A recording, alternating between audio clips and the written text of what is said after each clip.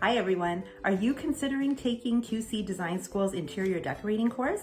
Stick around, grab a coffee, and let me take you behind the scenes on what it's really like to be a student of QC Design School.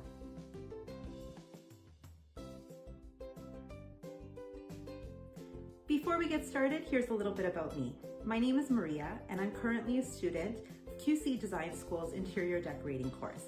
I'm also a student ambassador. I'm a nearly 40 mom of two kids, age 13 and 8. I've spent the last 12 years running my own event planning company, but when COVID came around, everything changed for the event industry. During the first few months of COVID, we spent a lot of time making minor upgrades and renovations to our home. Through all of that decorating and renovating, a new passion was born for interior design. I decided to try and make a run at it. The first thing I had to do though was find some online schooling. One of the things that really stood out to me with QC Design School was that their website was so transparent. All of the course outlines were posted. I could even take a little course preview and see exactly what I was going to be getting. It made me very comfortable in my decision to move forward with that school over all the others that I had seen online. There are a lot of myths with online schooling.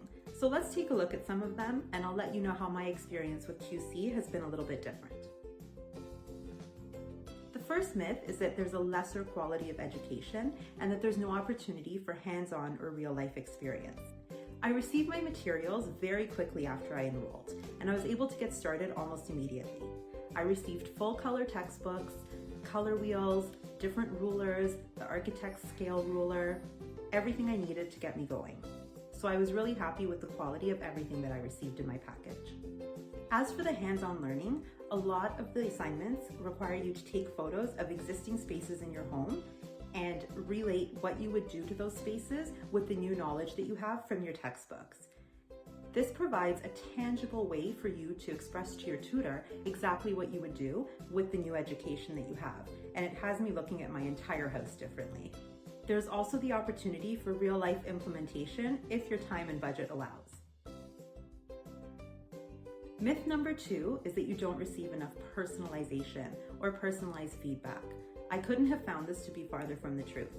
When my unit is done, I submit it all for grading to my tutor. Within 7 to 10 days, I receive an audio file with my tutor going through every single assignment individually. My tutor specifically is very meticulous and goes through each assignment telling me what she loves about it, what she thinks I could have done a little bit better on, or correcting any small issues that I had along the way. As for personalization, the first assignment that you have to complete is a profile on yourself. My tutor often refers back to that first assignment, and I feel like she really understands who I am as a person and my point of view. Myth number 3 is the legitimacy of online certification. The first thing to know is that QC Design School has an A+ ranking with the Better Business Bureau. That was very important to me when I was selecting an online school. Also, the certifications and certificates that you receive upon successfully graduating your courses are internationally recognized. Lastly, the comprehensive business and marketing courses that are available as the final unit of your interior decorating course are very helpful if you are looking to start your own business. Myth number 4 is the isolation factor. While I will admit that sometimes it does feel a little bit lonely doing my courses on my own, QC does go above and beyond to ensure that there are lots of spaces for students to interact. There's the Student Center on the website. There's also a telephone line that you can call in if you need assistance with anything. And on top of that, there's the Facebook Virtual Classroom, which is a space for students to share ideas, connect with one another, and even rank little design projects that QC posts on occasion. The Focal Point blog is another great space where you can find advice from industry professionals, recent graduates, or current students like myself. In a world where COVID has changed the way we live, work, and learn, online courses are an excellent way for me to further my education and start a new business while still being around to help my children with their virtual schooling. Enough about the myths. Let's talk about the perks of being a QC student. One of the things that drew me to the QC website was their competitive tuition rates, as well as their flexible monthly payment plans. It made it very easy for me to fit my online education into our family budget. There are also online promotions that you can take advantage of, like the one I did, where I got a second course at a fraction of the cost. Another perk of online schooling is that I can access my school from my fingertips, anywhere that I go on my phone. Some of the assignments are to create Pinterest boards, so again, I can do this from anywhere on my phone using my Pinterest app. It makes it very easy for me to fit in school at any spare moment. With QC Design School, you have a full 2 years to complete your course, although you can complete it in as little as 40 hours. What I like about this is that I never feel pressured because there are no deadlines. As a mom, family always comes first, so I really appreciate that I don't need to feel guilty about taking a break from school if my kids happen to need me. What does my personal experience as a QC student look like? I've learned a few important skills along the way, so I wanted to share a few tips and tricks with you to make your QC student experience an awesome one. Tip number 1, stay organized. I've organized all of my books into a 3-tiered caddy. I have my current reading on the top, completed books on the second shelf, and then my third one is for my future courses. Your books are packaged in order, so please resist the urge to flip through them all as soon as you receive them. Also, there are going to be a few titles that scream your name. Resist the urge to jump ahead. Tip number 2 is don't be afraid to ask for help. I'm a little bit stubborn and I like to figure things out on my own, so you can imagine my embarrassment when I had to call the helpline on the first day because I couldn't figure out how to log in.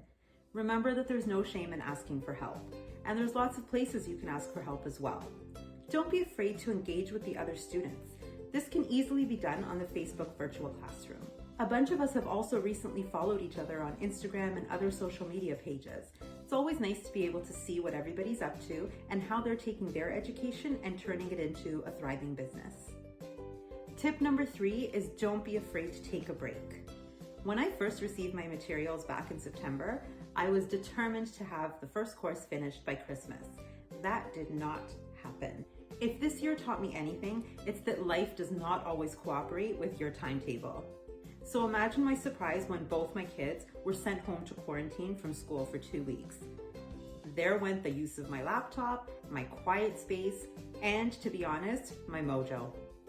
Always remember that a small break is totally fine. You have up to 2 years to complete your course, so don't panic, just refocus and get started again as soon as you can. Tip number 4 is don't procrastinate. I know this sounds like a complete contradiction to my last tip, but I promise it isn't.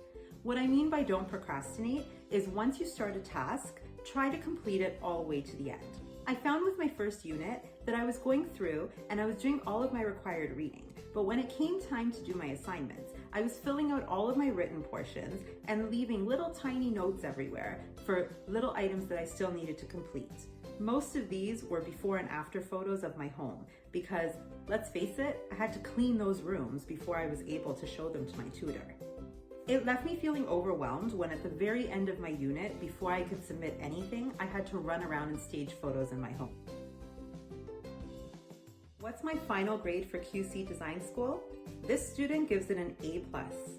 I truly feel that the education I'm receiving is comprehensive and relevant.